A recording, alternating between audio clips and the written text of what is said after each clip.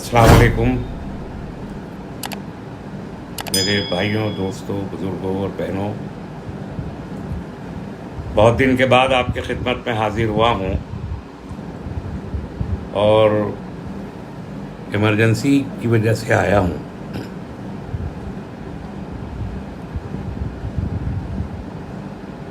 आपने लक्षद्वीप का नाम शायद कम सुना होगा या बहुत कम लोगों ने सुना होगा।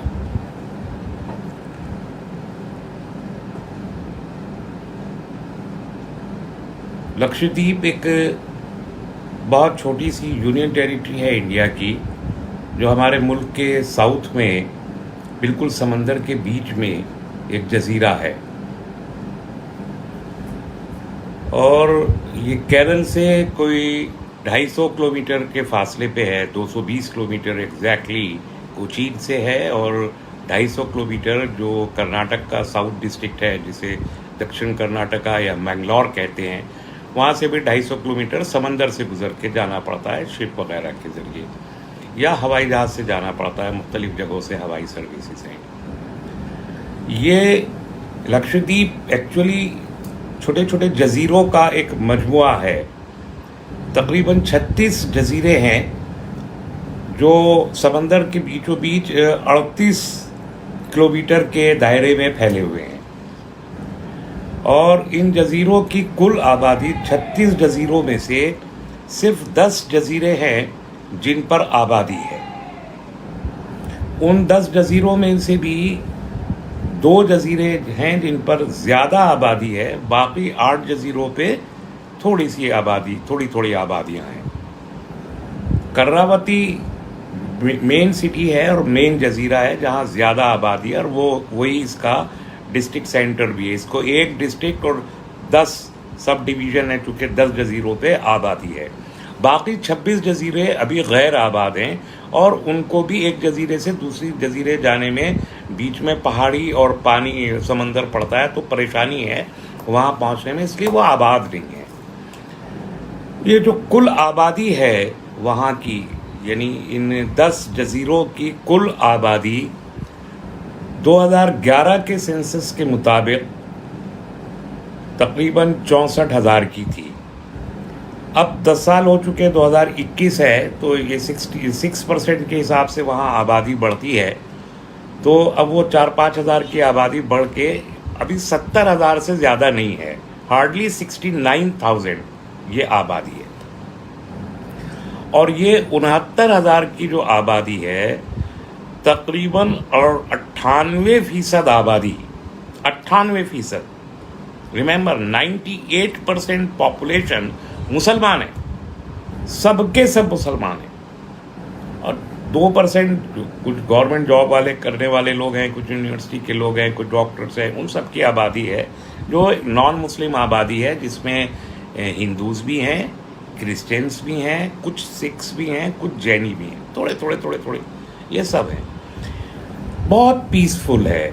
मेरा ख्याल है कि हिंदुस्तान का सबसे ज़्यादा पीसफुल और ख़ूबसूरत मकाम है, जो जहाँ का मेन ट्रेड फिशिंग है, बिल्कुल पीसफुल। अगर आप क्राइम रिपोर्टर की, क्राइम ब्यूरो की रिपोर्ट देखेंगे इंटरनेट पे, तो ऑलमोस्ट ज़ीरो क्राइम है उस एरिया में। बहुत ही शरीफ, सीधे साधे, अमन पसंद, निस्बतन कम पढ़े लिखे लोग वहाँ पर रहते हैं। मछली पकड़ना उनका मेन ट्रेडिंग है। दूसरा जो काम है वो टूरिज़्म का है और कुछ नहीं है। फैसिलिटीज़ पूरी हैं। अब ये जो एक पीसफुल है, जहाँ क्राइम भी नहीं होता, लोग भी शरीफ हैं, मिलनसार हैं, मेहमान नवाज हैं और अब सारे मुसलमान हैं, तो एक चीज़ तो ये है कि वहाँ शराब बैन है, शुरू से शराब बैन है, शराब पीने वाले ही नहीं है। ये जो मुसलमान वहाँ रहते हैं, ये नमाजी, परहेजगार किस्म के, मुत्तकी किस्म के लोग हैं, जो किसी किस्म के उल्टे सीधे गुनाह, कम अज़ कम गुनाह कबीरा से बचे हुए लोग हैं वहाँ पर। ये मैं पूरे यकीन के साथ कह सकता हूँ। केरल में मैं 1.5 महीना रह कर आया हूँ, तो मैं लक्षद्वीप के बारे में भी इतना तो जानता हूँ कि वहाँ खुद केरल के अंदर मुसलमान अच्छे खासे शरीफ और बाअमल बाशरा मुसलमान है, तो वहाँ तो एक छोटा सा है, वो भी बाशरा है। और चूंकि मुसलमान हैं तो गोश्त भी खाते हैं, गोश्त ही खाएंगे। और केरल में गोश्त, गाय का गोश्त अलाउड है पूरे केरल में, तो लक्षद्वीप में भी अलाउड है। तो मेन जो है वो उनके खाने में या तो फिश होती है या गाय का गोश्त होता है। शराब का कोई चलन ही नहीं है, कोई सिनेमा हॉल भी नहीं है, कोई इस तरह के एंटरटेनमेंट की चीज़ें भी नहीं है। फिशिंग होती है, जो टूरिस्ट जाते हैं वो वाटर गेम्स वहाँ पर हैं, उसके लिए वो वहाँ उसको एंजॉय करते हैं। तो ये एक लक्षद्वीप का एक छोटा सा बैकग्राउंड है। ये सब कुछ सही चल रहा था, वहाँ कोई मसला नहीं था। वहाँ से कांग्रेस के पीएम शहीद साहब हुआ करते थे, बार बार जीत के आते थे, कोई और उनको हरा ही नहीं पाता था। अब आप समझ लीजिए कि जब पूरा एक पार्लियामेंट्री कॉन्स्टिट्यूंसी है वो शेड्यूल्ड ट्राइब के लिए रिजर्व है, और वो शेड्यूल्ड ट्राइब वहाँ की जो लोकल पॉपुलेशन है वो शेड्यूल्ड ट्राइब में मुसलमान रजिस्टर्ड हैं, इसलिए पीएम शहीद साहब वहाँ से कांग्रेस के टिकट पे जीत के आते रहे, हमेशा उनको कोई चैलेंज ही नहीं कर पाया। अब 69,000 की अगर पॉपुलेशन है तो वोट कितना होगा आप अंदाजा कर लें, हार्डली 50,000 वोट। सबसे छोटी पार्लियामेंट्री कॉन्स्टिट्यूंसी है, और ये जो 10 हैं ये 10 पंचायतें हैं। पंचायत का इलेक्शन होता है, एक जिला माना जाता है तो एक जिला परिषद चुनी जाती है, कुल ये सेटअप है वहाँ का। तो पीएम शहीद साहब के इंतकाल के बाद एक टर्म उनके बेटे जीत के आए, और उसके बाद ये फैसल साहब एक हैं वहाँ पर, वो एनसीपी का टिकट लिया, वो बड़े आदमी है वहाँ के, एनसीपी का टिकट लेके वो जीत के आ रहे हैं। बीजेपी को वहाँ 1000 वोट भी टच नहीं कर पाती। कांग्रेस थी, उसके बाद एनसीपी आई, और कोई पार्टी वहाँ कोई ज़्यादा पॉलिटिक्स भी कोई ख़ास नहीं है वहाँ पर। ये सब काम वहाँ पीसफुली चल रहा था, कोई मसला नहीं था। 5 दिसंबर 2020 को वहाँ के जो एडमिनिस्ट्रेटर थे, चूँकि वो यूनियन टेरिटरी है, हिंदुस्तान की सबसे छोटी यूनियन टेरिटरी है, वहाँ एक दिनेश कुमार कोई साहब एडमिनिस्ट्रेटर थे, उनका इंतकाल हो गया। उसके बाद हमारी सरकार ने, चूंकि होम मिनिस्ट्री के अंडर में आती है यूनियन टेरिटरी, तो होम मिनिस्ट्री ने वहाँ पर एक अपॉइंटमेंट किया मिस्टर प्रफुल्ल कोते पाटिल का साहब का, पीके पाटिल, पीकेपी, व्हाट इज पीके, आप जानते हैं ना, वो फिल्म आई थी पीकेपी। ये साहब जो हैं, जो अब एडमिनिस्ट्रेटर अपॉइंट होके वहाँ गए हैं, ये एक पॉलिटिकल पर्सन है। इससे पहले वहाँ किसी पॉलिटिकल पर्सन को एडमिनिस्ट्रेटर अपॉइंट नहीं किया गया। ये दिसंबर एंड में वहाँ पर अपॉइंट होके गए, जनवरी के महीने में वहाँ पर शायद ये पहुँचे। अभी 4 महीने 4.5 महीने इनको हुए हैं, 5वां महीना चल रहा है अभी।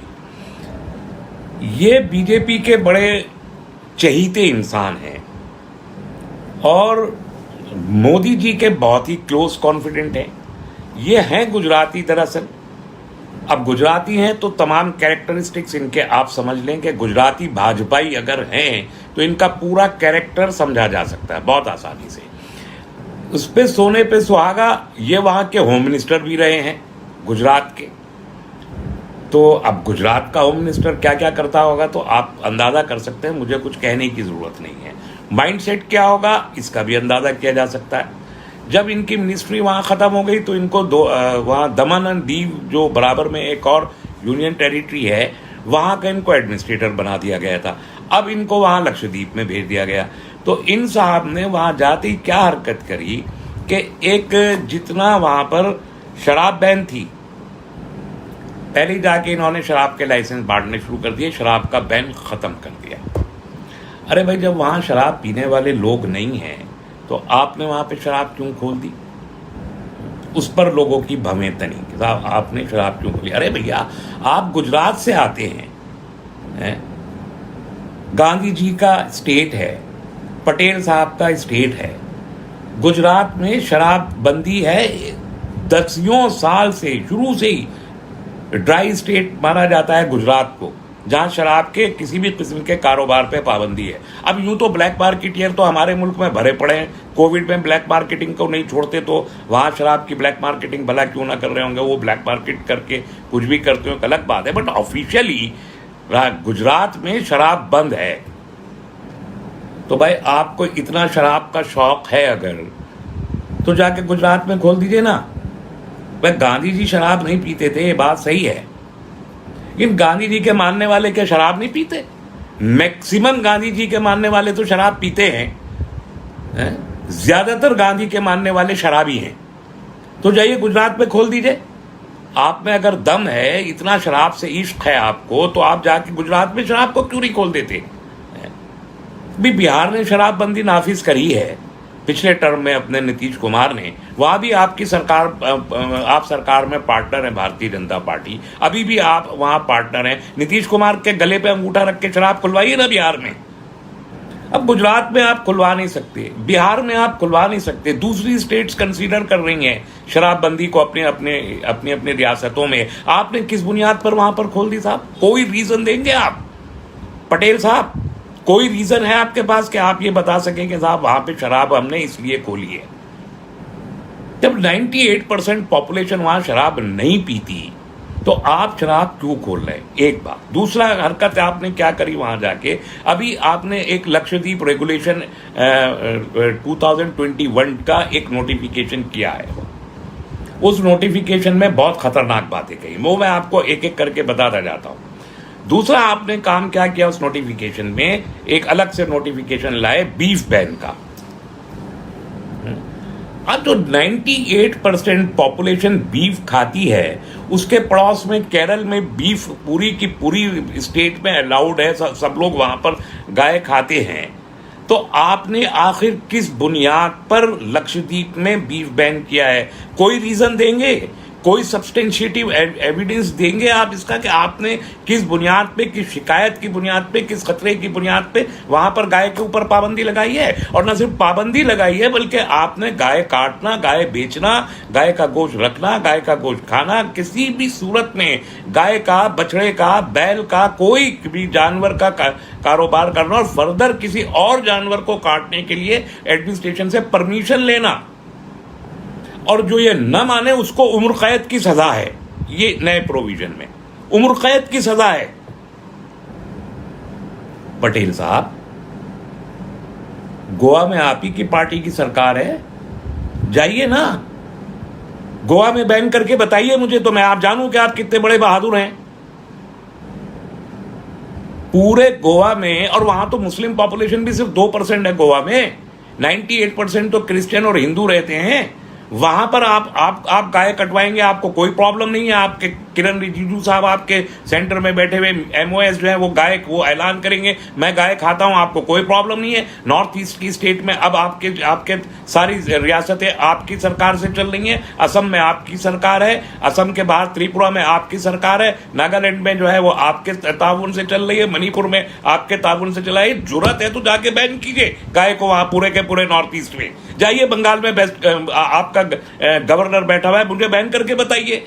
अगर इतने, अरे आपकी इतनी बड़ी ताकत है आपके अंदर, इतनी ताकतवर सरकार है आप, 303 के करीब आप लोकसभा में बैठे हैं, पूरी सिंपल मेजॉरिटी लिए हुए, और एनडीए के आपके एलाई वहां पर बैठे हैं। इतनी सारी स्टेट्स में आप सरकार चला रहे हैं, और आपके अंदर जुर्रत का तो आलम यह है कि आप आते हैं तड़ से, आप कश्मीर का जो है वो एब्रोगेशन 370 का एक्ट लाते हैं, फाड़ के फेंक देते हैं सारी की सारी दस्तावेज को पिछले 70 साल की, और आप कश्मीर में यूनियन टेरिटरीज को कन्वर्ट करके अपना आदमी अपॉइंट करके सीने पे पैर रख के 80 लाख कश्मीरियों के आप कुछ भी कर लेते हैं। इतने ताकतवर हैं आप, इतने ताकतवर हैं कि ट्रिपल तलाक को आप लोकसभा में भी पास करा लेते हैं और राज्यसभा में भी ठोकर मार के पास करा। आप जो कानून चाहते हैं वो पास करा लेते हैं। आपने CAA पास करा दिया, आपने NRC पास करा दिया, आपको वो तमाम कानून जो इस मुल्क के लोग जिसे पसंद नहीं करते थे, आपने वो सारे कानून पास करवा दिए।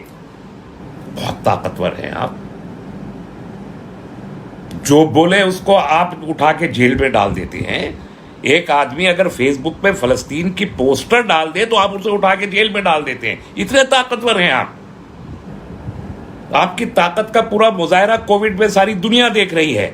जिंदों को आप संभाल नहीं पा रहे, वो तो एक अलग बात है। मुर्दों को आप अंत्येष्टि कराने की ताकत आपके अंदर जुर्रत नहीं है कि आप बता सके। गंगा में और जमुना में बहती हुई लाशें अपने ऊपर होने वाले जुल्म की दास्तान सारी दुनिया को मरने के बाद सुनाती हैं, लेकिन आप उसको भी छुपा लेते हैं। आप अपनी ताकत का इतना मुजाहरा करते हैं। हम आपसे 7 साल से कह रहे हैं कि गौ कशी पर एक सेंट्रल लेजिस्लेशन लाके पूरे मुल्क में गाय के काटने पर, उसके कारोबार पे पाबंदी लगाइए।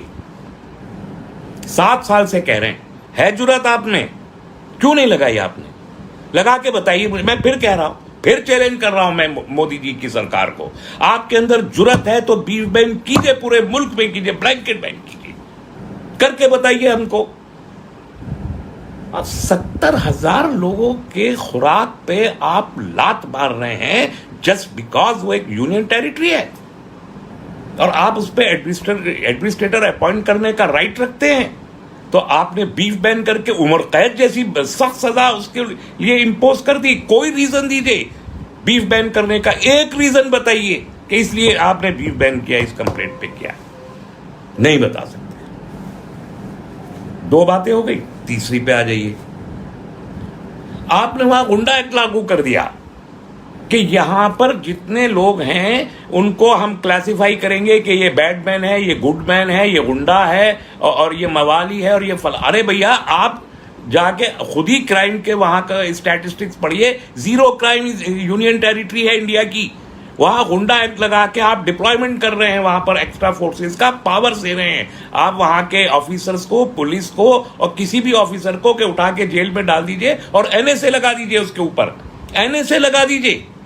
अरे एक शरीफ आदमी को ठीक से बोलना नहीं जानते, वो लोग अपना काम करते हैं, नमाज पढ़ते हैं, घर में आके सो जाते हैं। उन लोगों के लिए आपने वहां गुंडा एक्ट लगा के अब अथाह पावर्स दे दी वहां के अफसर को कि किसी को भी आप जब चाहें उठा के उसको आप कहिए कि अनवांटेड मैन है ये, और इसके ऊपर एनएसए इंपोज कर दीजिए उसके ऊपर।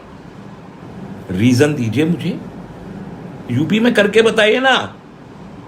बीजेपी के एमएलए और एक्स मिनिस्टर्स और यूनियन गवर्नमेंट के बीजेपी के एक्स मिनिस्टर गरीब छोटी, जिसे आप कहते हैं शेड्यूल ट्राइब और शेड्यूल कास्ट लड़कियों के रेप करते फिर रहे, लगाइए जाके गुंडा एक्ट ना यूपी में।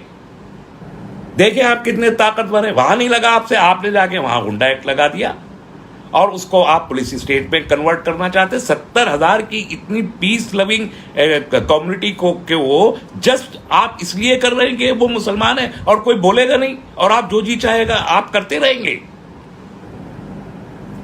नेक्स्ट स्टेप पे आपने क्या किया, इसको पास करने के बाद वहां जो आंगनवाड़ी हुआ करती थी, छोटे छोटे सर्विसेज के लिए आंगनवाड़ी सब जगह, वहां भी आंगनवाड़ी में कैजुअल एडॉक पे जो 200 के करीब लोग काम करते थे, आपने उन सबको बेकलम सबकी छुट्टी कर दी, सबकी नौकरियां खा गए आप। फर्दर कोई आपके पास जो है वहां जॉब देने का कोई प्लान ही नहीं है। जो जॉब में थे उनको भी आपने निकाल दिया। नेक्स्ट स्टेप आपने लिया कि वो मछुआरे जो समंदर के किनारे शेड लगाया करते थे, जिसमें वो अपने जाल, मछली पकड़ने वाले और दूसरा इक्विपमेंट या अपनी बोट्स रखे जाया करते थे, आपने सब पे बुलडोजर चला दिया। सारे शेड आपने उनके तोड़ डाले। उन गरीब लोगों के जो मुश्किल से 2 मछली पकड़ के रात को रोटी खाते हैं, उनके आपने वो शेड तोड़ डाले। किस खुशी में तोड़े? आपका साहब हम तो रोड वाइडनिंग करना चाहते हैं, सड़कें चौड़ी करना चाहते हैं। भैया काय के लिए सड़कें चौड़ी करना चाहते हैं? 70,000 लोगों के पास कितनी गाड़ियां होंगी? अब वो तो कोई मालदार लोग नहीं है, गरीब लोग हैं। ट्रैफिक का कोई इशू ही नहीं है वहां, कहीं ट्रैफिक जाम ही नहीं होता है, ही नहीं ट्रैफिक वहां। आप काहे के लिए रोड? भैया और जगह बहुत है जहां रोड नहीं है, उनको तो रोड आप ट्रांसफर कर दीजिए। आप अभी जो आप नेशनल हाईवे निकाल रहे थे उस नक्शे, आप जरा उन रोड्स को जो और स्टेट्स में उनको तो चौड़ा कर दीजिए। जहां लक्षद्वीप में कोई ट्रैफिक ही नहीं है, उस ट्रैफिक को वहां आप रोड चौड़ा करने के नाम पे उनको तोड़ रहे हैं। क्यों किया जा रहा है ये सब कुछ? ये बातें मैंने इसलिए की कि हम यहाँ north India, Delhi, UP, Bihar, Assam वाले लोग तो जानते ही नहीं कि लक्षद्वीप क्या चीज है, और अगर कुछ लोग नाम भी जानते हैं तो वहां के अंदर की क्या सूरत हाल है वो नहीं जानते। और ये जो अब पिछले 3 महीने से वहां हो रहा है, इसका तो बिल्कुल सिरे से कोई खबर नहीं है। 70,000 मुसलमानों के सिरों के ऊपर तलवार टांग दी इस एडमिनिस्ट्रेटर ने, इस भाजपाई एडमिनिस्ट्रेटर ने, जो अपनी स्टेट में नाकाम हुआ, अपनी स्टेट में कुछ नहीं कर सका, सिर्फ मोदी जी का आशीर्वाद लेके अमित शाह जी के कहने पे वहां जाके ये जुल्म और ये सितम ढा रहा है। क्यों? इसलिए कि इन 70,000 लोगों में से अक्सर को बेरोजगार करेगा, अक्सर को जेल में डालेगा, और अगर कोई प्रोटेस्ट करे तो अब राइट टू प्रोटेस्ट खत्म हुआ तो डेमोक्रेसी कर्टेल हो गई। अब जब आप खौफजदा कर देंगे एक शरीफ आदमी को जो पलट के जवाब देना भी नहीं जानता, उसको आप वो तो कुछ बोलेगा नहीं।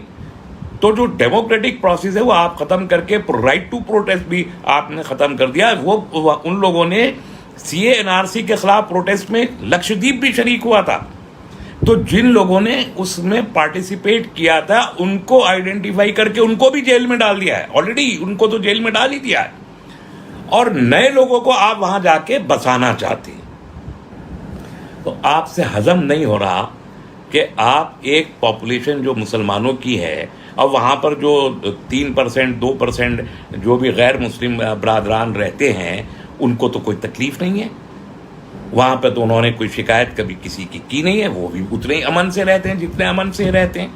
ये जो कहा करते थे साहब जहाँ पर मुसलमान की अक्सरियत होती है वहाँ पर गैर मुस्लिम अमन से नहीं रह सकता, ये बीजेपी का प्रोपेगेंडा, आरएसएस वालों का प्रोपेगेंडा हमेशा रहा कि जहाँ मुसलमान अक्सरियत में आ जाते हैं वहाँ किसी और को नहीं रहते, वहाँ पर तो आराम से रहते हैं, किसी की कोई कंप्लेंट नहीं है। बताइए मुझे किसकी कंप्लेंट है, एक कंप्लेंट ला के बताइए कि यहाँ एक गैर मुस्लिम की ये कंप्लेंट है। उनके अच्छे खासे चर्च है, चर्च भी चल रहा है, मंदिर भी चल रहा है, मस्जिदें भी चल रही हैं, कोई इशू नहीं है। 98% हिंदुओं और मुसलमानों के बीच 2% गैर मुस्लिम बहुत मजे में बड़े मस्त बड़े पुरअमन जिंदगी गुजारते।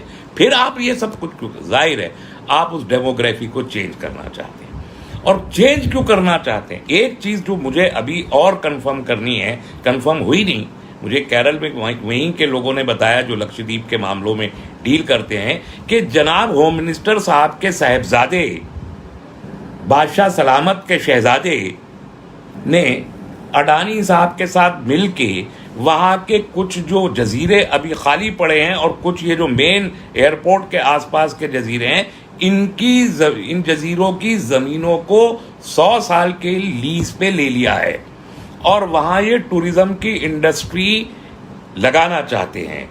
टूरिज्म इंडस्ट्री का मतलब है 5 स्टार होटल्स बनाना चाहते हैं, बीचेस को डेवलप करना चाहते हैं, और जब वो डेवलप हो जाएंगे तो जहां इस किस्म के टूरिज्म के डेस्टिनेशन होते हैं वहां पर क्या चीज प्रोवाइड की जाती है। ये जो एक आइसोलेटेड से ये आइलैंड होते हैं, जजीरे होते हैं, वहां जब कोई टूरिज्म का सेंटर डेवलप किया जाता है तो पहली चीज होती है शराब, जो खुलेआम वहां पर होती है। दूसरी चीज होती है औरतें जिना के लिए, और तीसरी चीज होती है जुआ। तो ये 3 चीजें वहां आप प्रमोट करना चाहते हैं। और जिना के लिए औरतें कहां से आएंगी? आप उन मुस्लिम बेटियों को प्रोस्टिट्यूशन में डालना चाहते हैं। आप 98% में से जो इस वक्त वहां पर तकरीबन 31 लाख खवातीन हैं एज पर सेंसस, उनमें से जो नौजवान हमारी बच्चियां हैं उनको आप प्रोस्टिट्यूशन में धकेलना चाहते हैं, और नहीं जाए तो आप उनको बाहर निकाल देंगे और आप वहां की डेमोग्राफी को चेंज कर तो। और ये इसके बाद जो दूसरा एक खतरा है, और मुझे इसका इंट्यूशन है, मैंने इसको कहा भी है, मैंने केरल में भी ये बात कही और मैं पूरे मुल्क की सतह पर आज ये बात कह रहा हूं। आप 250 किलोमीटर दूर लक्षद्वीप से उसका जो पोर्ट है वो कोची पोर्ट है, कोची के बराबर में, बाकी कोची से ऊपर को चलते ही सारा जो मालाबार रीजन शुरू हो जाता है। मालाबार रीजन में यही सब कासरगोड़ा और ये मल्लापुरम, ये सारे, और कोझिकोडे, ये सारे जो 4-5 डिस्ट्रिक्ट हैं केरल, नॉर्थ केरल के, और ये जो मंगलोर डिस्ट्रिक्ट है, ये आसपास के मंगलोर, मैसूर वगैरह, ये पूरा मालाबार एक रीजन है। ये पूरा के पूरे रीजन में 70% के करीब मुस्लिम पॉपुलेशन है। वो हजम नहीं हो रही आपको। आप उसके ऊपर आप लक्षद्वीप को एक पुलिस स्टेट बना के वहां से वार करना चाहते हैं उस मालाबार रीजन के ऊपर, जहां पर इस वक्त कम से कम भी 50 लाख से ऊपर की मुस्लिम पॉपुलेशन है। 50 लाख तो मैं बहुत कम कह रहा हूं, अभी स्टैटिस्टिक्स नहीं है, मैंने देखा नहीं है, but it's much higher than 50 lakh population. आप उस 50 लाख से ज्यादा की पॉपुलेशन को डाइल्यूट करना चाहते हैं। आप एक कश्मीर साउथ इंडिया में क्रिएट करना चाहते हैं। आप जैसे कश्मीरियों की डेमोग्राफी को चेंज करना चाहते हैं कि जो श्रीनगर के अंदर से जो आप 80-90 लाख मुसलमान वहां रहते हैं, आप वहां पर दूसरे लोगों को वहां पर आबाद कर रहे हैं, तकरीबन 20-25 लाख लोग आप आबाद करके उसको आप मुसलमानों की पॉपुलेशन को डाइल्यूट करने की और कमजोर करने की कोशिश कर रहे हैं। वही कोशिश आप लक्षद्वीप में बैठ के मालाबार में करना चाहते हैं। तो आप क्या समझते हैं कि कोई दूसरे लोग आपकी इस पॉलिसी को समझ नहीं रहे? ये नहीं होगा, ये नहीं होगा। मैंने ये सारी बातें यहां के लोगों को इसलिए कही हैं कि आप अगर फिलिस्तीन पे बोल सकते हैं, आप अगर कश्मीर पे बोल सकते हैं, तो आप लक्षद्वीप पे खामोश कैसे रह सकते हैं? और एसडीपीआई ने तो कभी भी किसी जुल्म को बर्दाश्त नहीं किया है।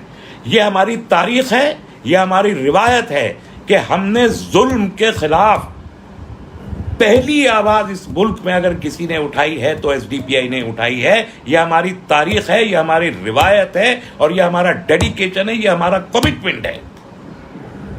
सीए और एनआरसी के खिलाफ पहली आवाज इस मुल्क में उस वक्त उठी थी जब सीए पास नहीं हुआ था, बिल की सूरत में पार्लियामेंट में था, तभी एसडीपीआई ने वो आवाज उठाई थी। मैंने जाके जंतर मंतर पे उस बिल की कॉपी को फाड़ के फेंका था, याद दिलाना चाहता हूं आपको। और ये जब लक्षद्वीप का किस्सा हुआ, ये फरवरी के महीने में इन्होंने एक प्रपोज ड्राफ्ट भेजा रेगुलेशंस का, और उस ड्राफ्ट के आते ही मैं तो उस वक्त तभी मल्लापुरम गया था, मैं इलेक्शन लड़ रहा था मल्लापुरम लोकसभा का, और मुझे वहीं मालूम हुआ कि ये ड्राफ्ट आया है। और वो ड्राफ्ट को मैंने उसी वक्त पढ़ा था। और आप मेरी सारी तकरीरें उठा के देख लीजिए, मल्लापुरम की इलेक्शन स्पीचेस में और अपनी प्रेस कॉन्फ्रेंसिस में हर वक्त उस वक्त कोई नहीं बोल रहा था। ना यूडीएफ बोला, ना एलडीएफ बोला, जो केरल में पाया जाता है, पावर में रहते हैं, पावर शेयर करते हैं, कभी ये कभी वो, सब चुप थे। एनसीपी के वो एमपी साहब भी चुप थे, फैसल साहब जो लक्षद्वीप के एमपी हैं वो भी चुप थे, कोई ऑर्गेनाइजेशन भी नहीं बोल रही थी। उस वक्त मैं गली गली कूचे कूचे मल्लापुरम के में चिल्लाता फिर रहा था कि लक्षद्वीप को बचाओ, लक्षद्वीप को बचाओ। तब ये इशू मैंने वहां रेज किया था। जो प्रेस कॉन्फ्रेंस की, हर एक प्रेस कॉन्फ्रेंस में मैंने ये इशू रेज किया कि लक्षद्वीप को बचाना होगा, वरना ये लक्षद्वीप को भी बर्बाद करेंगे और लक्षद्वीप के जरिए मालाबार रीजन को भी। अभी भी मालाबार रीजन की बात कोई नहीं कह रहा, मैं आपसे कह रहा हूं कि मालाबार रीजन खतरे में आया है। नॉर्थ केरला और साउथ कर्नाटक के मुसलमान खतरे में हैं। मैं आज कह रहा हूं, चाहे वो आज खतरा उनको, चाहे 3 साल के बाद वो खतरा महसूस हो, लेकिन मैं आज कह रहा हूं वो पूरा रीजन कश्मीर बनने जा रहा है। उस तरफ आप नजर उठा के देखिए। तो पहले भी किया था इन्होंने 1924-1925 में भी, जिस वक्त अंग्रेज यहां थे, तब भी उस रीजन को बर्बाद करने की कोशिश की थी। 50,000 से ज्यादा लोगों को शहीद किया था, गली गली कूचे कूचे। आज मालाबार में उन शहीदों के मज़ारात मौजूद है। आज फिर उस क्रांति की तरफ ये मालाबार रीजन के लोगों को धकेलना चाहते हैं, जस्ट बिकॉज उनके पास अब कुछ पैसे हैं, 2 पैसे कमा लिए तो इज्जत की रोटी चुपचाप घर में बैठ के खा रहे, बर्दाश्त नहीं हो रहा। और वो अकेले तो नहीं खा रहे, इस मुल्क का सबसे ज्यादा फॉरेन रेमिटेंसीज अगर कहीं से जनरेट होता है तो केरल से जनरेट होता है। यही मालाबार के मुसलमानों से जनरेट होता है, जो जाके अपना खून पसीना बहा के पूरे गल्फ में बैठ के नौकरियां करते हैं, सुबह से शाम तक छोटी बड़ी नौकरियां करके जो पैसा कमाते हैं वो इस मुल्क में बेचते हैं। वो फॉरेन रेमिटेंसीज मालाबार रीजन के लोग लाते हैं। मुफ्त में अकेले नहीं खा रहे, अगर इत्मीनान से खा रहे, आपको भी खिला के खा रहे। और आपसे बर्दाश्त नहीं हो रहा कि एक एरिया में इतनी बड़ी मुस्लिम पॉपुलेशन है, वहां भी जो 30% गैर मुस्लिम पॉपुलेशन रहती है इस रीजन में, उसको भी आपसे किसी से कोई कंप्लेंट नहीं है। वहां भी क्राइम का ग्राफ बहुत कम है, वो भी बहुत शरीफ और ईमानदार लोगों का इलाका है, रिवायत पसंद लोग हैं, मस्जिदें भरी होती हैं। लेकिन आपको वो अच्छी शानदार बनी हुई मस्जिदें देख के प्रॉब्लम होती है, आपको मदारिस देख के प्रॉब्लम होती है वहां के, आपको एजुकेशन इंस्टीट्यूशन तो आपने दिए नहीं है उनको। आप उस सबको बर्बाद करके और आग लगाना चाहते हैं उस रीजन में, यह बर्दाश्त एसडीपीआई नहीं करेगी। हम कल ट्विटर कैंपेन चला रहे हैं, प्रेसिडेंट ऑफ इंडिया को खत भेजे गए हैं और भेजे जा रहे हैं। कल तक एक और ड्राफ्ट लेटर का आ जाएगा जो प्रेसिडेंट ऑफ इंडिया साहब को भेजना है। सदर जमहूरिया का चूंकि उसका नोटिफिकेशन करते हैं और सदर जमहूरिया ही फाइनल ऑर्डर देते हैं उसका, तो मेरी दरखास्त आपसे यह है कि लाखों की तादाद में सदर जमहूरिया के ट्विटर हैंडल पे ऑनरेबल प्रेसिडेंट साहब के ट्विटर हैंडल पे उन खतों को भेजिए, उनके ऑफिशियल ईमेल अकाउंट पे उन खतों की कॉपी भेजिए। लाखों की तादाद में वो खत जाना चाहिए। एक एहसास होना चाहिए कि 70,000 की पॉपुलेशन के लिए 7 लाख से ज्यादा लोग आवाज उठा रहे हैं खड़े होके आज। तो प्रेसिडेंट को मालूम होना चाहिए, हमारे महामहिम राष्ट्रपति जी को, कि ये एक डेमोक्रेटिक सेटअप है। अगर इतनी बड़ी तादाद में लोग आवाज उठा रहे हैं तो उन तमाम गजट नोटिफिकेशंस को डी गजट करें और उन रेगुलेशंस को वापस लें जो जालिमाना रेगुलेशंस वहां पर लगाए गए हैं। दूसरी, ये जो पटेल साहब हैं, ये पॉलिटिकल अपॉइंटिंग हैं, विड्रॉ कीजिए, इनको रिकॉल कीजिए, वापस बुलाइए। और किसी शरीफ आदमी को, जिस तरीके से वहां लोग शरीफ रहते हैं, ऐसे शरीफ अफसर को पहले भी हमेशा एडमिनिस्ट्रेटर आईएएस ऑफिसर्स को बना के भेजा गया है। आप फिर वहां पर एक एडमिनिस्ट्रेटर को, नॉन पॉलिटिकल एडमिनिस्ट्रेटर का अपॉइंटमेंट कीजिए, इनको विड्रॉ कीजिए सारे के सारे रेगुलेशंस को, और एक नॉन पॉलिटिकल एडमिनिस्ट्रेटर को अपॉइंट करके इन साहब को बुलाइए वापस, पटेल साहब को। बहुत ओहदे आपके पास, ले आइए ना, यूनियन गवर्नमेंट में बिठाइए, क्या मंत्री बना दीजिए अपनी कैबिनेट में। मोदी जी, अमित शाह जी बुलाइए, आपके दोस्त हैं, अपनी कैबिनेट में क्यों नहीं मंत्री बना लेते इनको, वहां काहे को भेज दिया। मैं आप तमाम लोगों से जो मुझे सुन रहे हैं, मैं आपसे अर्ज करना चाहता हूं, शदीद जुल्म हो रहा है, शदीद जुल्म हो रहा है। इस जुल्म के खिलाफ आवाज उठाना आपकी जिम्मेदारी है। अभी हम जमहूरी तरीके से ही सारा मूवमेंट चलाएंगे। प्रेसिडेंट साहब को खतूत लिखे जाने चाहिए लाखों की तादाद में, वो भेजिए। इसके अलावा कोर्ट में इसको चैलेंज किया जाएगा। एसडीपीआई उसकी तैयारी कर रही है, हम कोर्ट में और लोग भी कर रहे हैं, उसको चैलेंज करेंगे हम। और मुझे पूरा यकीन है कि अदालत में स्टैंड करके एक जवाब नहीं दे सकते। जैसे मैं पूछा हूं, क्यों गाय को आपने बैन कर दिया, कोई रीजन सब्सटेंशिएट कीजिए, रीजन बताइए। शराब को आप खोल रहे हैं, क्यों खोल रहे हैं, रीजन बताइए। गुंडा एक्ट लगा रहे हैं आप, रीजन बताइए। कोई सब्सटेंशिएटिव एविडेंस नहीं है। हमको यकीन है कि हम अदालत में जाके जिस दिन खड़े होंगे, एसडीपीआई पिटीशन फाइल कर रही है और हमको यकीन है कि हम अदालत में वो केस जीत जाएंगे। लेकिन खुदा ना खास्ता अगर नहीं भी जीते तो भाई साहब, कोविड अपनी जगह है, लेकिन हम एक डेमोक्रेटिक मूवमेंट खड़ा करेंगे। आप दूसरी वेव कोविड और तीसरी वेव कोविड और चौथी वेव कोविड और पांचवी वेव कोविड कुछ भी करती रहिए। ये सारे कोविड का खेल जो है, आपको जब अपनी जरूरत होती है तो सारा कोविड का खेल खेलते हैं आप। 5 स्टेट में इलेक्शन करवा देते हैं, कोई कोविड नहीं होता। कुंभ का मेला लगवा देते हैं, कोई कोविड नहीं होता। यूपी में पंचायत का इलेक्शन करवा देते हैं, कोई कोविड नहीं होता। होली का त्यौहार आता है, कोई कोविड नहीं होता। दिवाली पे कोई कोविड नहीं होता। ईद आती है, रमजान आता है तो कोविड होता है। सिर्फ स्कूल, कॉलेज, एजुकेशनल इंस्टीट्यूशन और मस्जिदें बंद हैं हिंदुस्तान में, बाकी कुछ भी बंद नहीं है। माफ कीजिएगा मुझे, अभी लोग मजाक में कह रहे हैं जितना लॉकडाउन किया हुआ है, आप देखिए कहाँ लॉकडाउन नहीं, किस किस स्टेट में लॉकडाउन नहीं है। और लॉकडाउन की हालत देख लीजिए आप जाके क्या हुई है। मजाक में एक लोग बात एक कह रहे हैं, मजाक उड़ा रहे हैं कि ये लॉकडाउन जो है तहमत है। तहमत जानते हैं ना आप, ऊपर से हम बांध देते हैं, नीचे सब खुला होता है। ये लॉकडाउन एक तहमत है, ऊपर से बंद है, अंदर से सब खुला है। तो ये लॉकडाउन की जो राजनीति है, इसे अब बंद कर दीजिए आप बराए करम। और उस लॉकडाउन के नाम पर आप अपनी राजनीति तो खूब कर रहे हैं। आपने कश्मीर के रेगुलेशंस भी आपने स्ट्रिक्ट कर दिए और आपने लक्षद्वीप के ऊपर भी ये सारे लॉकडाउन के अंदर ही चुपके से आपने ले जाके ये सारे कार्ड, आप कर्म कार्ड करते फिर रहे। जब इलेक्शन लड़ना होता है आप जाके इलेक्शन में भी लाखों की रैली कर लेते हैं और जाके कहते साहब मैंने तो इससे बड़ी लाखों की रैली इससे ज्यादा देखी नहीं। वहां पर कोविड नहीं होता, आपके लिए कोविड नहीं है, बाकी सबके लिए कोविड है। तो भाई साहब, मूवमेंट फिर सड़कों पे चलेगा, जुल्म बर्दाश्त नहीं होगा। कोविड प्रोटोकॉल को मान रहे हैं इसलिए कि आपका आदेश आ रहा है, सरकार का आदेश है, तो सरकारी आदेश में हम सारे आदेश को मान रहे हैं, मानते रहेंगे। लेकिन अगर आप इस आदेश के नीचे, इस आदेश के पर्दे में जुल्म करेंगे तो जुल्म का जवाब दिया जाएगा। ये बात जान लें आप। कल ट्विटर कैंपेन है 11 बजे से, हमारे वो आप फेसबुक पे मिल जाएगा।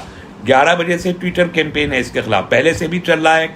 हैशटैग सेव लक्षद्वीप और stand with Lakshadweep, walk with Lakshadweep, ये ट्विटर कैंपेन पहले से कुछ चल रहा है। अभी एक नया हैशटैग हमने बनाया है, वो कल 11 बजे से रात 11 बजे तक चलेगा। उस हैशटैग पे जितना ट्वीट कर सकते हैं जम के ट्वीट कीजिए, कस के ट्वीट कीजिए।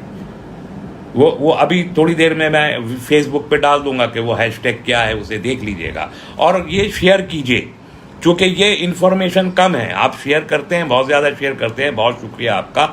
लेकिन इस वीडियो को, इस फेसबुक लाइव को शेयर करना इसलिए ज़्यादा ज़रूरी है कि लक्षद्वीप के बारे में लोगों की इन्फॉर्मेशन कम है। तो ज़्यादा से ज़्यादा लोगों को ये मालूम होना चाहिए कि मुल्क के बिल्कुल जुनूबी किनारे पर समंदर के बीचों बीच 70,000 मुसलमानों के ऊपर क्या जुल्म हो रहा है। ये मुल्क के बच्चे बच्चे को ये बात मालूम होना चाहिए। इसलिए इस वीडियो को ज़्यादा से ज़्यादा इसको आप शेयर करें, ये आपकी जिम्मेदारी है कि आप इसे शेयर करें। मैं YouTube पे भी डालूंगा और उसका लिंक भी आपको को फेसबुक पे डाल दूंगा। तो मैक्सिमम शेयर कीजिए, मैक्सिमम ट्वीट कीजिए, कल मैक्सिमम ट्वीट पे लेटर्स भेजिए प्रेसिडेंट ऑफ इंडिया साहब को, मैक्सिमम आप ईमेल्स कीजिए उनको, और कोर्ट पे फिर हम जा ही रहे हैं, उसका इंतजार कीजिए कोर्ट का क्या फैसला आता है। ज़रूरत हुआ तो हम एक पीसफुल डेमोक्रेटिक मूवमेंट हम केरल में भी खड़ा करेंगे, कर्नाटक में भी खड़ा करेंगे, और यूपी, दिल्ली, बिहार, पंजाब, जहाँ जहाँ मुमकिन होगा सब जगह हम जुल्म के खिलाफ वो आवाज़ हम उठाएंगे। SDPI इसको लेके बिल्कुल खामोश नहीं बैठेगी, ये हमारा कमिटमेंट है।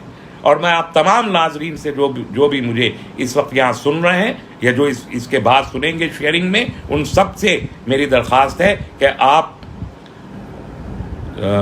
लक्षद्वीप के उन बेकसूर, मासूम और शरीफ मुसलमानों के लिए आवाज़ बुलंद कीजिए और उनके साथ खड़े होइए। बहुत इत्मीनान से आप सब लोग जी लिए हैं। अब जो लोग परेशान हाल हैं, उनकी परेशान हाली पर आप लोग तवज्जो कीजिए। यही मेरी आप सबसे दरख्वास्त है और यही मैं आपको बताना चाहता था। बहुत बहुत शुक्रिया।